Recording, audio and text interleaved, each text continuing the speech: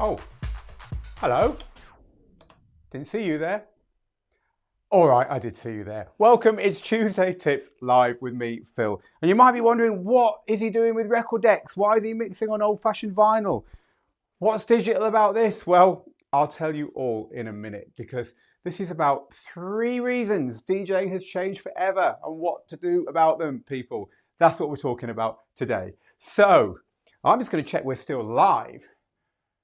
Looks like we are, because you know what Facebook's like when you play any music. I deliberately picked really old songs that I hoped would skate underneath their copyright ban for playing music. But anyway, if you just joined us and you're thinking, what is this channel? I thought we were on Digital DJ Tips. We are Digital DJ Tips. We're the people behind Rock the Dance Floor, the book that you can buy on Amazon that sold loads and loads of copies about how to DJ. And what we do live here every week is do a show that helps you to become a better DJ and a better DJ producer as well. This show lasts about 20 minutes, half an hour. So if you're watching the replay and thinking this is a bit long, that's why you're watching the replay.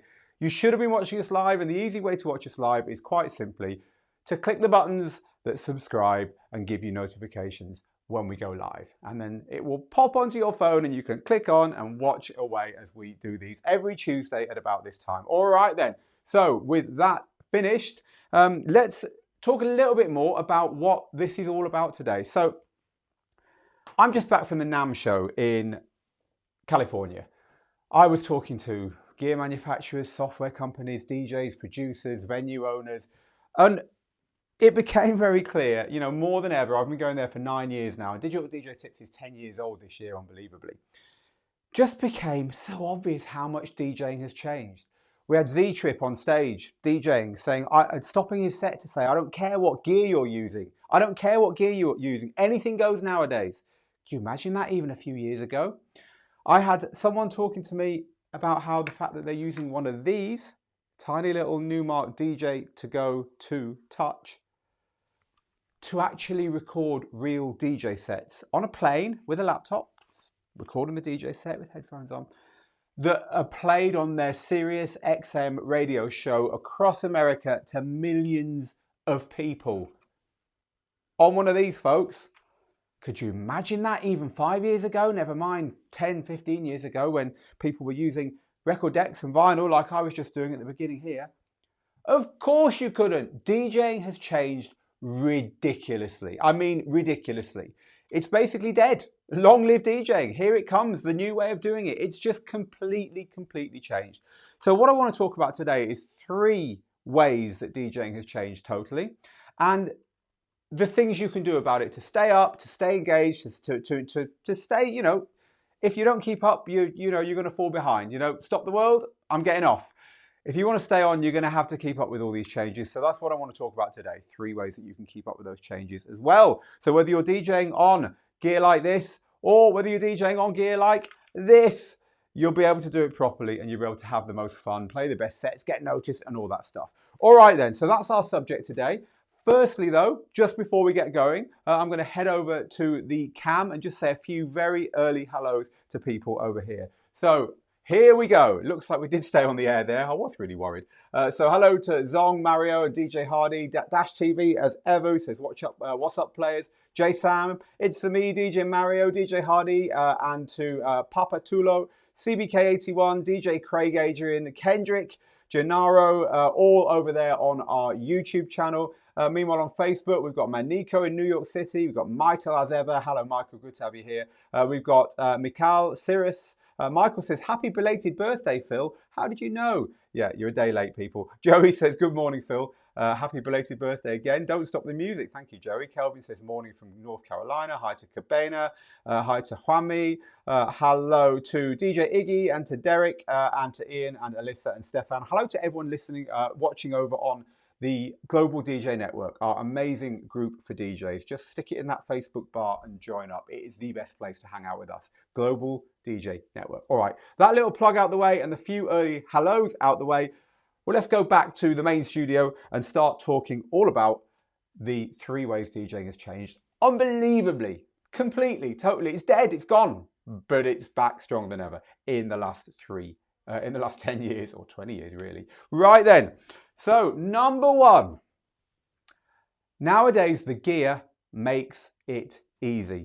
Let's just have another look at what I've got here. What I've got here is 2 pieces of vinyl on real turntables that you can scratch. You know, there's nothing stopping this stuff going horribly wrong. The needle can jump. You need to cue your tracks up properly at the beginning and hold them there, and when you're ready to mix, throw it off like that. You have to, in order to mix them together, it's a lot harder than using normal, if you like, the modern method. You've got to cue your tracks up on your headphones, or not, as the case may be here, because I'm just doing it live. And when you think it's the right time to mix, you've got to get that dropped in. You've got to hope you do it on time, because there's no one there, there's no sync button there, there's no quantize there. And then you're mixing. You've got basically on this you've only got a low and a high. And you've got a crossfader. And that, folks, is literally it. I mean, that's it. That's what you've got. It's both the hardest thing in the world to do, what I just did there, to learn to beat mix, to get the speeds right. You know, I wasn't using headphones, so I've done it a million times, but you know, normally you're lining up on your headphones and stuff. It's both the hardest thing in the world to do, and this gear is actually the simplest gear in the world to DJ on. I mean, that's it. I've just shown you everything. There's no loops, there's no effects, there's no cues, there's no recalls of tracks, there's no instant collections, there's nothing. I mean, that's what it is. It's so different to even something like this little DJ to go from Numark. $80. This cost me, I had to borrow money to buy this stuff. This cost me $1,500, maybe $1,000, equivalent of $1,000 back in the day. $80 for this little thing. Comes with the software, got the sound card built in. It's got hot cues. What else has it got? It's got auto loops, manual looping. It's got a sampler on it. My first sampler was 4 seconds, a little 8-bit sampler on my mixer down here. The little Numark mixer, I seem to remember.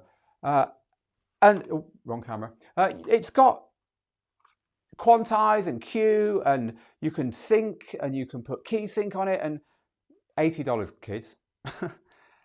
The gear has made it easy. The gear has changed so much, and so much for the better, frankly. This stuff is awesome. You can't beat turntables for a bit of nostalgia. It's a wonderful feeling. It's a tactile feeling, like playing an instrument and all that. But in pretty much every way, modern DJ gear, from this little thing or from the app on your phone that doesn't cost anything, all the way up to the wonderful DJ gear. I'm looking at the new Pioneer XDJ XZ over there and the Prime 4 down there. All the way up to that, it makes DJ not only easy, but an awful lot of fun. The gear has changed as much as the change from riding a horse to driving a Tesla. That's how big the difference is in DJ gear nowadays. So the first reason that DJing has changed completely, unrecognizably, since Digital DJ Tips started and since I started DJing 20 years before that, is that the gear has just got, I mean, it's unrecognizable. It's got amazingly better, and it's a lot easier to use, a hell of a lot easier to use.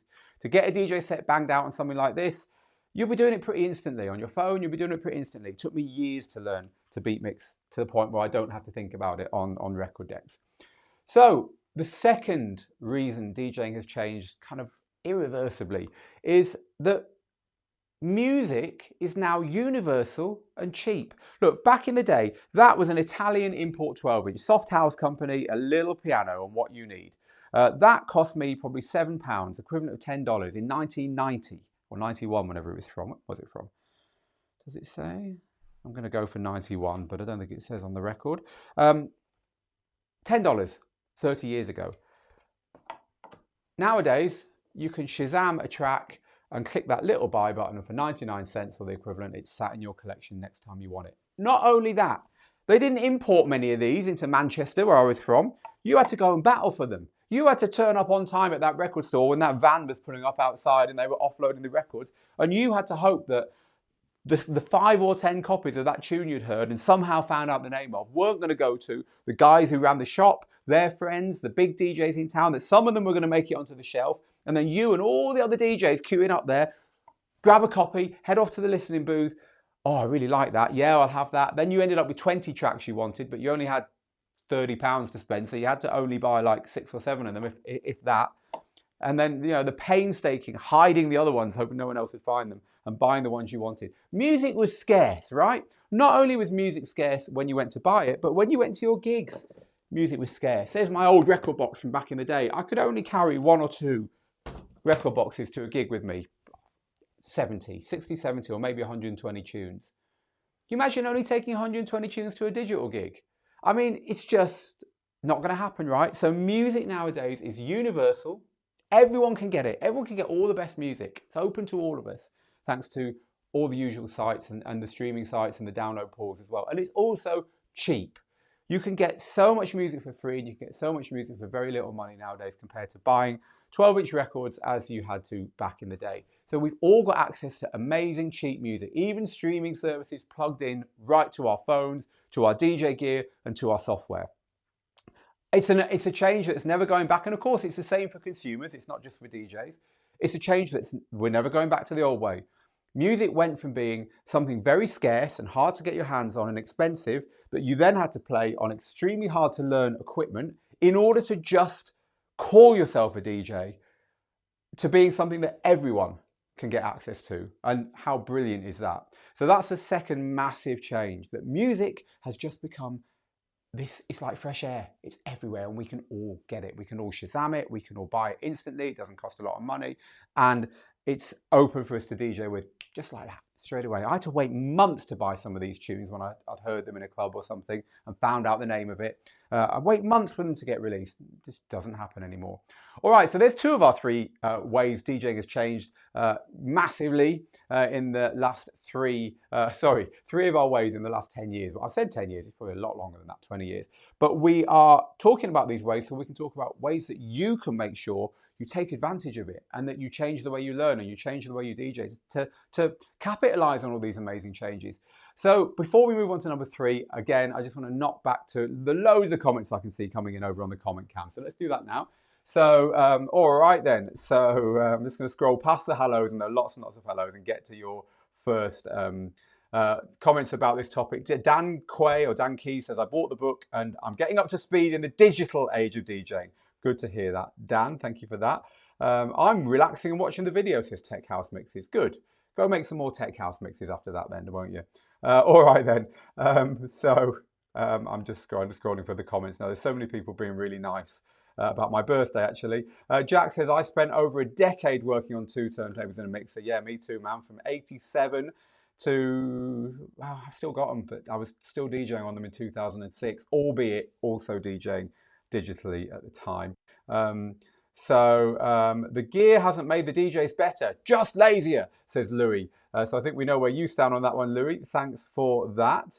I used to love the hunt and the fight for exclusive singles, says Sire. Yeah, know what that's all about. DJ C-Tai says, DJing has become an accessible hobby like most hobbies, but at the end of the day, a quality DJ needs to learn the basics founded by pioneers like yourself. Well, I'm going to talk about what you need to do nowadays to succeed in this kind of new world. But thank you for that, DJ C-Tai. So 12-inch singles were about $5 a pop in the 80s. Imports were $10 or more. Yep, about the same on this side of the pond as well, Jack. So I was carrying my records using a milk crate, says Yves. Yeah, I know exactly what you mean there. So you frequented Vinyl Exchange in Manchester, says Rick Dawson, certainly did, and Eastern Bloc opposite it, as it was at the time, Rick, and Manchester Underground and all the others. Most vinyl, even the new ones, cost at least 15 to 30 Canadian dollars, says Stefan. So there we go. This is a great correlation. It's one I use a lot from C-Tai. Says, yeah, it's so easy to start photography and producing music, but at the end of the day, skill and promoting yourself matters way more now. I like the 1 million versions of songs. I'm sure you mean nowadays, says Louis. Yep, I think it's great too. All right then. And Jocka says, I've been there, done that. No t-shirt. Never mind, Jocka. You know you were there and you know you did it. All right then. Your videos are super informative, says Louis. Thank you. Well, you're very welcome. I started in 1988, says another Louis. It was so damned expensive, wasn't it just? I still have all my vinyls and 45s. I don't. The ones I've still got aren't even my favourites. It's a long story, but anyway, I wish I had, Richard. The amount of money I spent on vinyl is eye-watering, and I don't really have a lot of it, says Nick. So there we go. I remember learning on fourth hand belt drive turntables that never kept a constant pitch. Good thing about learning on them is if you could beat mix on them, you could beat mix on anything. I totally agree, Craig. Same here. I actually didn't like my Technics for a while when I first got them because they didn't feel like the old belt drivers I'd learned on. I have a hate and love relationship with digital DJing, says IADDP. I only miss scratching on vinyl, I think you mean, and not time-coded crap. I wouldn't go back to the old days. I don't think many of us would really. But you know, they did have a certain romance, it's for sure. Superstar DJ Hussein says, big up the digital age for making DJing so much easier. But funny, it will never beat the golden age of DJing. It's a win-lose. Well, it depends, I think. All right then, loads of really great comments here, but I'm going to just hold those for a second because I want to get on to our third reason. So if you've just joined us, we're talking about 3 ways that DJing has changed forever, irrevocably, unrecognizably. DJing is dead. Long live DJing. And then after that, I'm going to talk about ways that as a DJ today, learning your craft today, you can approach learning this to kind of capitalize on the way things are now and to learn from some of the things that have gone before you. So let's move back to the main camera then to talk about our third way DJing has changed massively in the last decade or so. So the third, we've already covered the gear makes it easy, right? This gear here is awesome, but it's not easy to DJ on. We've covered the gear making it easy. You know, you're much better off nowadays learning on something little like this. And it's a lot cheaper as well. Just a little Numark DJ to go to for Serato. I pulled out as an example of that. But all the current DJ gear does so much more than this and for so much less money, most of it anyway. We've already covered that music is now universal and cheap. Buying vinyl was never a cheap option and never an easy option because it was scarce. You had to battle for it, all the good tracks anyway. But of course, nowadays, everyone gets access to everything. Shazam, Beatport, Sync, off you go. It's good and bad in that, of course, but it is the way that you can do it nowadays without any hassle. Music is now universal. So the third thing is basically there are more gigs than ever. When I started DJing, I came from the illegal rave scene back in the 80s and 90s, where you couldn't even hear the music you loved on the radio, and you certainly couldn't hear it in clubs. You had to go and break the law to hear it. Go and stand in a field somewhere with 1,000 other people, taking mind-altering substances and dancing away till dawn. It was terrible, terrible times. It was the best of times, people. But of course, all good things come to an end. In the end, the police crack down on it, and the club scene starts to incorporate what has become the house and then the EDM scene and the dance and DJ scene that we all know and love today. It started to become incorporated into the clubs, but only just a little bit. Every town and city just had one club. Normally, well, some cities had a bit more clubs, but every town normally had one club. And it wasn't playing the kind of music we liked. It took a while for our DJs to kind of get into there, but there weren't many DJs either. So there'd be 2 or 3 people who'd managed to buy decks and learn all this stuff. And, you know, in any given neighborhood, maybe one of them would get a gig at the local club. The club owners thought very hard about who they employed. You had to get mixtapes, you had to get someone to recommend you, you had to wait for a break, and then you had to prove that it worked. And then, you know, you got a gig, it was reasonably safe at that point. But it was a very slow moving, few opportunities, not that many DJs, and that was pretty much it. And then over time, things started to change just a little bit, and I'm underestimating massively when I say just a little bit. Nowadays, there are DJs everywhere, right? Every TV show has to have a DJ or it's not a TV show. Every sporting event, from the Super Bowl all the way down to the local 10K run, has got a DJ. Every clothes shop, every trendy hairdressers, every shopping mall, every event thrown, whether it's a farmer's market or a fashion show. And of course, every bar, every club, every restaurant, I'm not talking about every, but you know, enough. And lounges and barbecues and swimming pools and parties. Everyone's got a DJ. But not only those public places, private places. You go back to someone's house after the pub, out with the phone, on with Spotify, off we go. You might have the little DJ app, well now someone's DJing. Someone might pull out a controller, now someone's DJing. DJs are like fresh air. Just like the music that they play is like fresh air, it's everywhere. DJing is now pretty much a universal part of our culture. Mobile DJs nowadays only do well if they can mix. But why? Because every single person that they're marrying grew up with DJ culture, grew up with clubs with people mixing in them, grew up with their brother or sister mixing or them mixing. It's just everywhere. What a massive change from the days where you had to break the law to go and listen to the music you loved. It's just It's game, set, and match. It's just two different things. You can't compare. If you went back then, you just wouldn't recognize the world compared to how it is now. So the opportunities for DJs are huge now because there's so many DJs out there doing this job in every town, city, and neighborhood, pretty much all over the world. It's everywhere. And digital has helped that, of course, because not everyone can have record decks and vinyl. Not every venue can fit record decks and vinyl, but every venue can fit someone there with their phone or a tablet or a small controller or whatever.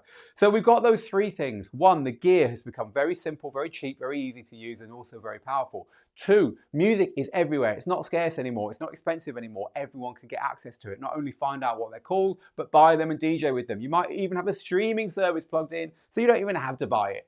And number three, DJs are everywhere and the opportunities are everywhere. DJing has changed, folks, beyond recognition.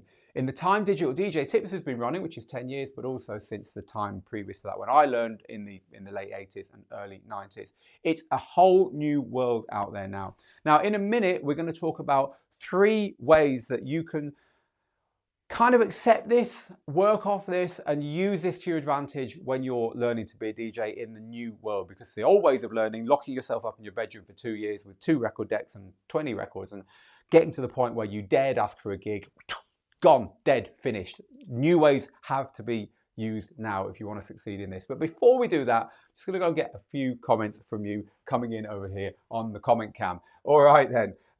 Streaming is nice, says DJ-TV, but I feel physical records and CDs and even a hard drive of music you own is an extension of the DJ. It's unique to each DJ, to each one's personality. Yes, but so are playlists on streaming service DJ-TV. My wife doesn't have any music that she owns, but she's very proud of her playlists. Very, very proud of them. The technology doesn't matter. A good DJ has a great work ethic, says Louis. So that's very, very true. Tony just says, Phil, I like your new look. Well, thank you, Tony. I still have my record collection. It started in 1984, says DJ Exclusive. So there we go. The digital age has taken the crazy ideas I had in my head and has let them become reality. Watching Junior Vasquez use 4 turntables seemed like magic. Now it's the norm. Times have definitely changed, says Mike. Thank you for that, Mike. The feeling of vinyl, says Louis, is priceless and the technical effort is extremely rewarding. That's what I miss. I agree with you. I love DJing on vinyl. I've been enjoying myself today, messing around here with this. Music is cheaper now, but gear costs more to keep up. It's swapped. Nah, not true, Timmy, because you can use any gear now. You don't need to keep up with the gear. Nothing's changing. You need 2 things with changing speeds, something to mix those 2 things together, headphones and speakers. And believe me, that will do that job for you for the next 10 years. You don't need to keep buying the new gear. The manufacturers want to sell it to you, but that's your choice. You don't need the new gear to DJ nowadays. People don't care what you use. It's what we're going to come on to. Hello Phil, says Glenn. Your beard looks better. I love my vinyl. I love digital DJing. I love manipulating music and rocking a crowd however I can. So thank you for that, Glenn. Underground is the only real dance music scene. The rest is mainstream. Well, I guess that's kind of a truism, isn't it, Michael? But thank you for sharing that. My back doesn't miss transporting 10 crates or cases of music, says Glenn. That's for sure. I still have my 500 CD loader of discs. God, do you remember those CD loaders? Thank you for that, superstar DJ Hussein.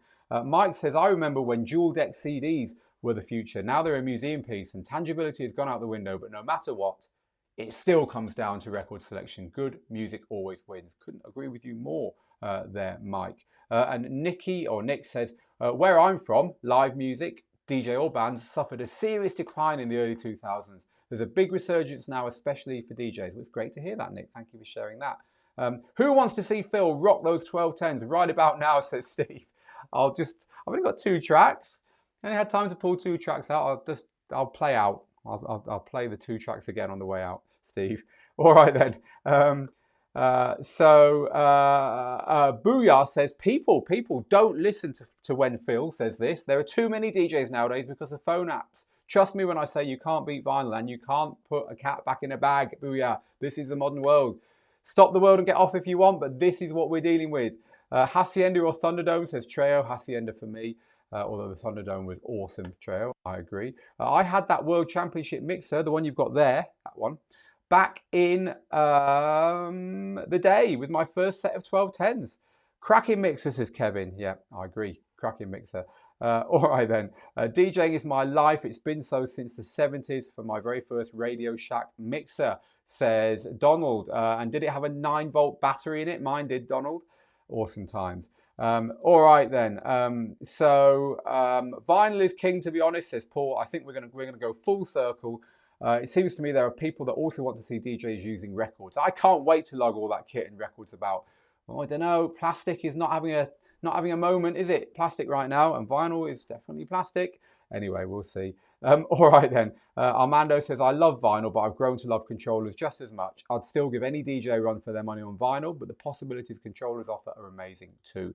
All right then, I'm going to leave the comments there and I'm going to come back to them after we talk about what to do about this. You know, we talked about the fact that there's now really great, powerful, cheap gear. We've talked about the fact that it's easier to learn. We've talked about the fact music's everywhere and it's cheaper and it's just awesome what you can do with music compared to vinyl. And we've talked about the fact that the opportunities are everywhere as well. There are DJs everywhere now as well, and there never used to be. Let's now talk about 3 ways that you can put this stuff to your advantage when you're learning to be a DJ, because of course that's what this is all about, learning to DJ, right? We are here to help you become better DJs and better DJ producers. All right then, so 3 things. Nowadays, it's easy to play gigs, right? So you've got no excuse not to be playing gigs. In the old days, there was maybe an argument for sitting in your bedroom and learning to beat mix meticulously, but not anymore. And most people are realizing that now. You know, when we started doing our digital DJ census a few years ago, more than half our audience had never played a gig. Unbelievable? True. Now that's 14%, 14%. That means that 86%, nearly 9 out of 10 of you, are playing gigs. So you've worked this out. But if you feel like you're not playing enough gigs, or you've only played one and you got scared or whatever, look, you have to be playing gigs. The opportunities are out there and there's nothing stopping you. The gear, just like a phone, makes it easy to take a nice picture and put it on Instagram. You don't need a camera and film and all that stuff nowadays. So once you get a phone, you know, you want to start using Instagram straight away, take pictures. It's the same with DJing. Once you've got your gear and a few tunes you like, start playing gigs. Obviously, you're not going to be playing your local club. Start playing for your friends. Start playing your parties. Start playing at barbecues. Start playing at pool parties. Start playing little gigs in your local bar with whatever you've got. Don't worry about that. Just turn up and do it, because the demand's there. So why not get in the stream and be part of it? Because one thing about DJing is that you learn in front of a crowd. You can learn more from DJing one gig in front of a crowd than you can from this whole book. Putting it another way, have you ever bought a guidebook for a place, like a Rough Guide or a Lonely Planet or something, or an app, and looked through it and thought, oh, it all looks good, and you go to the place and you come back and you look through the book or the app again and you think, now I get it. Oh, now I know what they mean there. Right, now I get that. Oh, I didn't do that. I should have done. It's the same with DJing. You know, books are great, but if you actually do it, you will learn so much more, so much quicker. And there's no excuse now. There are enough gigs out there for you to go and hustle for them. And believe me, the managers don't want to listen to mixtapes. They're not bothered. They're hassled, and they know they can change DJs like this. They expect you to be able to put one tune in front of another and not make a total mess of it. And the gear helps you to do that. So if you're starting in DJing now, once you get to the point where you've got about twice the number of tunes you need for the gig you want to play, then go and get that gig. And don't make any excuses. The days of spending months and years in your bedroom practicing your skills are gone. Learn in public, folks. That's point number 1. Point number 2, it's harder to move past that point. So here's the downside of all of that. When you lock yourself away with your gear like this, and you taught yourself meticulously to move your speed controls and match your tracks up, and you slowly collected the vinyl that you wanted, and you made your contacts in the record shops, and you met the other DJs, and when you thought you were spending a couple of years learning to DJ behind closed doors, you were actually rounding out your skills to the point that when you did finally get that first gig, you had a lot of the skills. What was missing was the interaction with the crowd, but then that comes quite quickly. Now you're quite a rounded DJ. Now all that hard work behind closed doors is starting to pay off.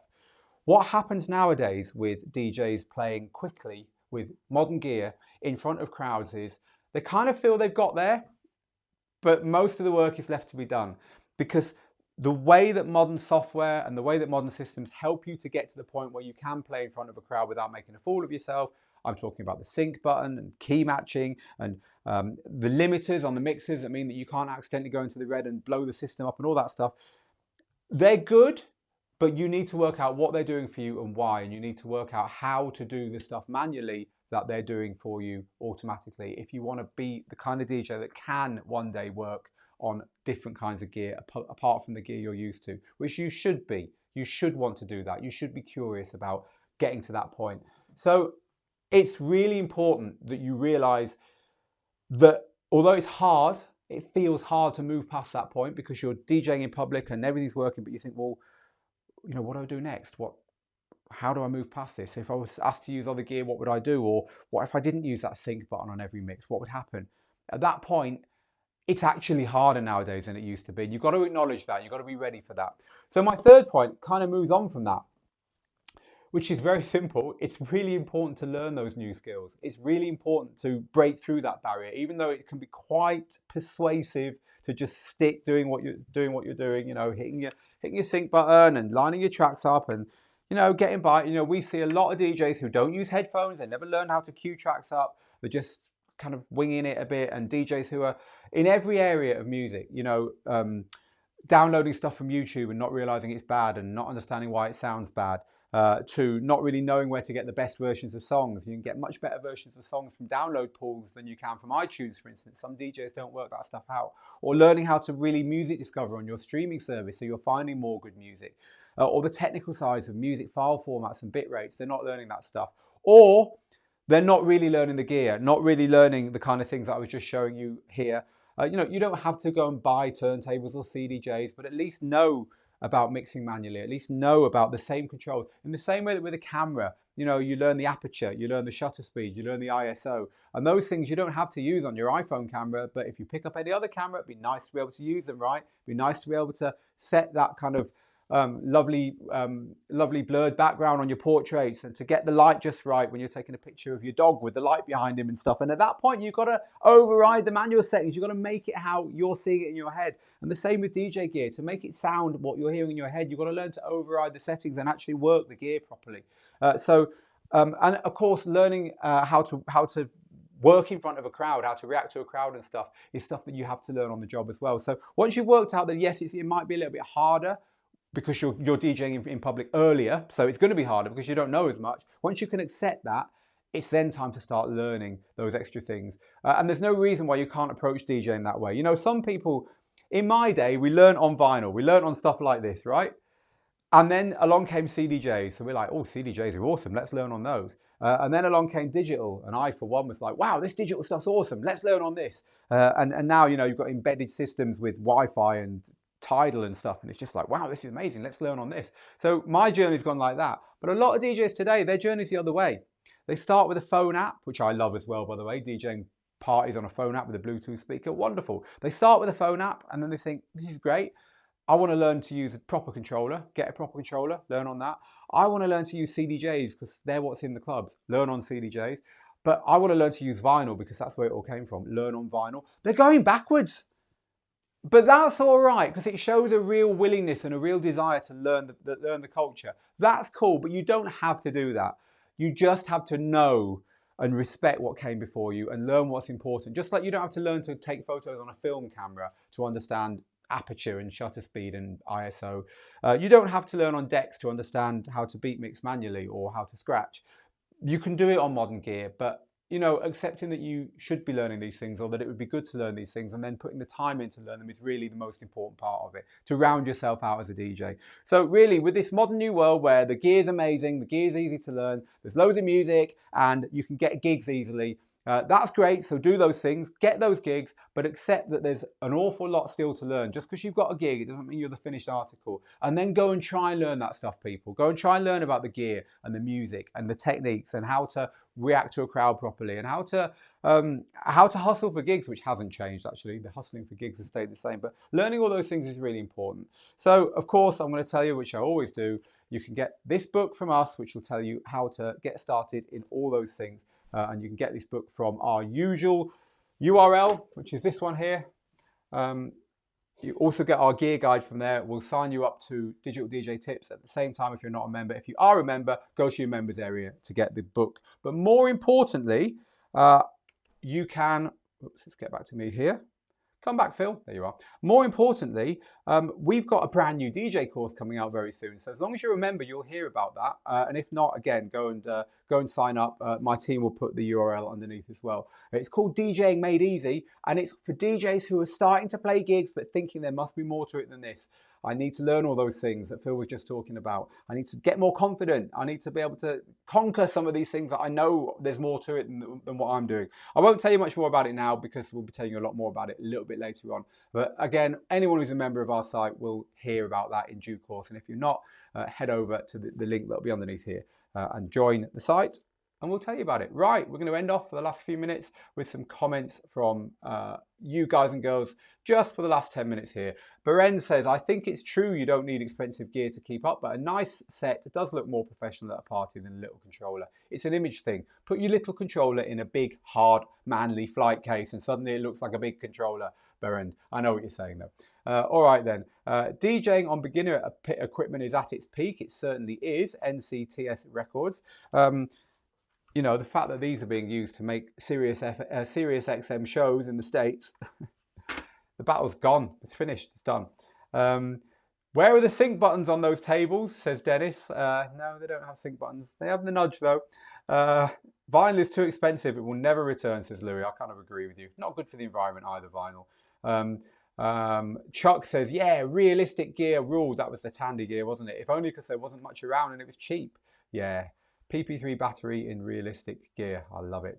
Donald says, I'm taking DJing to another level with new cooking and DJing show with DJ highlights. Wow, you should share where that is with us, Donald. We'd love to see that. Pete just says, love your shows, Phil. Thank you very much, Pete. Tech House Mixes says, can I have a job at Digital DJ Tips? I'm happy with £300 a day with expenses and I'll be anybody's dog's body. Happy to lug that record box around for you. Yeah, watch this space, Tech House Mixes. Thank you, though. DJ-TV says, in my area, bar gig standard pay has gone down from an average $200 to $100 in the last 7 years. The cheap DJs who will DJ for drinks have brought the price down and the bar owners know it. So you've got to raise your game as a professional DJ because just like on Instagram, you can tell the difference between a really good Instagram channel and one that's just someone taking snapshots. You can tell the difference between a really good DJ and one who's just going through the motions. And even the bar owners can tell that if you're good enough. So your job is to do the learning I was talking about and to raise your game. Hi, Jeremy in the UK. Good to have you here. What is it, 10 days till Brexit? Hope your passport still works. I'm not in the UK, people, by the way, even though I'm British. We're in Gibraltar, which isn't a good thing, by the way. We're just as open to problems with passports after Brexit happens. Anyway, let's not go into politics. Armando says, the same thing happens in music production, where producers use plugins and end up going to analog synths because they love how the plugins work. It's true. There's room for everything. I certainly agree with that. Mateus says, that's what I did. I started with an iPad, then I went to a controller. Now I'm on vinyl and I love the weight of it and everything. I like playing on controllers though, so I respect that, Mateus. It's just getting good on everything, and that's what it's all about. One thing new DJs need to understand is that it's about the music and not how they look and dance, says Andrew. Well, there's all kinds of new DJs, Andrew, but we know what you're saying there. When are they going to be completely touchscreen controllers, says Malk, and I was about to grab one for you, but I don't know where it's gone. They're called iPads. They exist, Malk.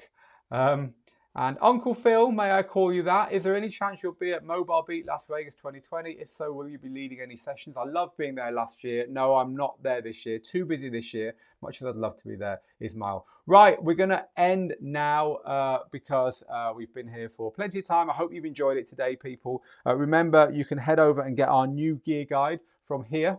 And that will join you up to Digital DJ Tips, which means you'll also hear about DJing Made Easy, our new course that will help you to learn all this stuff, but also you can go and get your free copy of this once you're a member as well. It's in the members area. So good reason to join up if you're not a member. Head over there now and do that. Most of you I know already are members, which is cool.